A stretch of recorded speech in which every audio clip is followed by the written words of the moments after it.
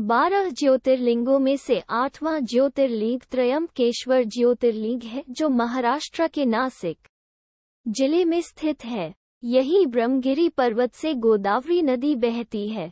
इस ज्योतिर्लिंग की कथा के बारे में हम विस्तार से जानेंगे। इस ज्योतिर्लिंग कथा से जुड़ी मां गंगा के पृथ्वी पर पुनः आगमन की कथा भी है। यह मंदिर नासिक के त्रयंबक नामक स्थान पर ब्रह्मगिरी पर्वत के पास स्थित है। मंदिर के अंदर 3 छोटे लिंग हैं, जिन्हें ब्रह्मा, विष्णु और महेश भगवान का प्रतीक माना जाता है। यही केवल ऐसा ज्योतिर्लिंग है जहां तीनों ब्रह्मा, विष्णु और महेश साथ विराजते हैं। एक बार की बात है, कई वर्षों तक वर्षा नहीं हुई थी। वर्षा न होने के कारण लोगों ने इस जगह से पलायन करना उचित समझा और धीरे धीरे वहां से पलायन करने लगे। इस बात से चिंतित होकर महर्षि गौतम ने 6 महीनों के लिए तपस्या की। तब उनकी इस घोर तपस्या से वरुण देव जी अत्यंत प्रसन्न हुए और वहां प्रकट हुए और महर्षि गौतम से बोले कि आप एक गड्ढा खोदिए। महर्षि गौतम ने एक गड्ढा खोदा। तब वरुण देव जी ने उस गड्ढे को जल से भर दिया। जल भरने के बाद वहां पेड़ पौधे उगने शुरू हो गए और सब जगह हरियाली छा गई और सभी मनुष्य, पशु पक्षी जो पलायन कर गए थे यहां आ गए। तब सभी लोगों ने महर्षि गौतम जी की प्रशंसा की। एक बार उसी गड्ढे से महर्षि गौतम जी के शिष्य जल लेने गए और उसी समय अन्य ऋषियों की पत्नियां भी वहां अपना अपना घड़ा लेके आ गई।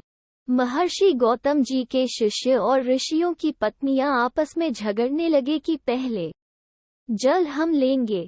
इतने में ही मां अहिल्या वहां आई। उन्होंने कहा कि ये बालक आप लोगों से पहले यहाँ आ गए थे, इसीलिए पहले इन्हें जल लेने दिया जाए। इस बात से ऋषियों की पत्नियों को बुरा लगा। उन्हें लगा कि मां अपने शिष्यों का पक्ष ले रही हैं। ये जल भी तो महर्षि गौतम के द्वारा मिला है, तभी ये जल पहले इन बालकों को प्रदान करवा रही हैं। तब उन सभी स्त्रियों ने ये बात अपने अपने पतियों को घर जाकर बढ़ा चढ़ा कर बताई। ऋषियों को गुस्सा आया और उन सभी ने महर्षि गौतम से बदला लेने का सोचा। उन सभी ने भगवान गणेश जी की पूजा अर्चना करना शुरू कर दिया। तब प्रसन्न होकर वहां गणेश जी भगवान प्रकट हुए।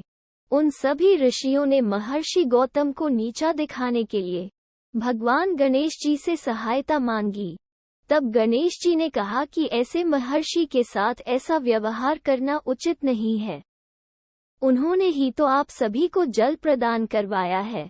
लेकिन उन ऋषियों ने भगवान गणेश जी से बहुत हठ किया। तब गणेश जी को उन ऋषियों की बात माननी पड़ी, लेकिन गणेश जी ने चेतावनी भी दी कि यदि तुम सब कुछ गलत करोगे तो उसका परिणाम सही नहीं होगा। एक दिन गणेश जी एक दुर्बल गाय का रूप धारण करके महर्षि गौतम के धान के खेत में गए। तब गौतम ऋषि ने देखा कि ये गाय तो अत्यंत दुर्बल है और उसे अपने हाथ से खाना खिलाने लगे।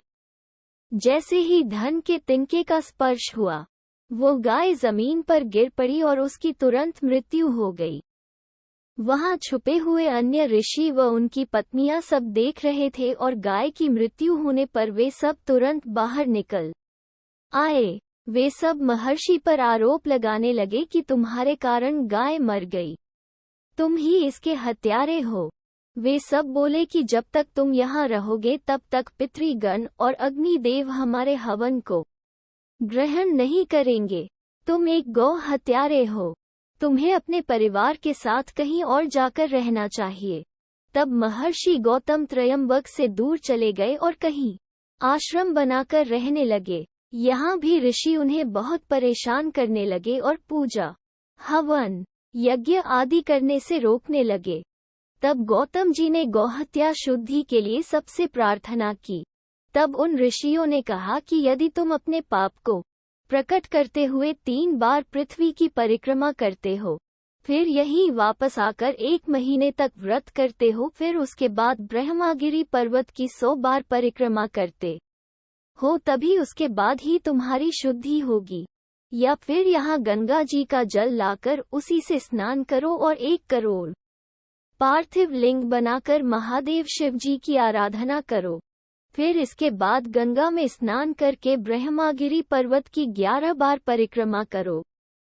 फिर इसके बाद 100 घड़ों के जल से पार्थिव शिवलिंग को स्नान कराने के बाद ही तुम्हारा उद्धार होगा। ऋषियों के कहे अनुसार ही महर्षि गौतम ने ठीक वैसा ही किया। मां अहिल्या ने भी अपने पति का इसमें साथ दिया। इस प्रकार भगवान शिव जी अत्यंत प्रसन्न हुए और वहां प्रकट होकर बोले कि आप मनचाहा वर मांग सकते हो। गौतम ऋषि ने कहा कि मुझे गौ हत्या मुक्त कर दो, इस पाप से मुझे मुक्त कर दो। तब भगवान शिव जी ने कहा कि महर्षि आप सदा ही निष्पाप हो। इन दुष्टों ने ही तुम्हारे साथ छल किया है। तुम पहले से ही गंगा की तरह पवित्र हो।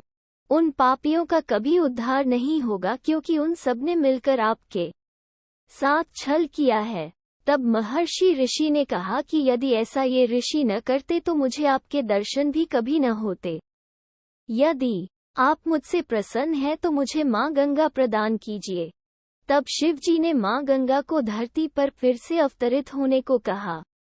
तब मां गंगा ने कहा कि मैं यहाँ तभी निवास करूंगी जब आप अपने परिवार के साथ यहाँ लिंग रूप में निवास करेंगे।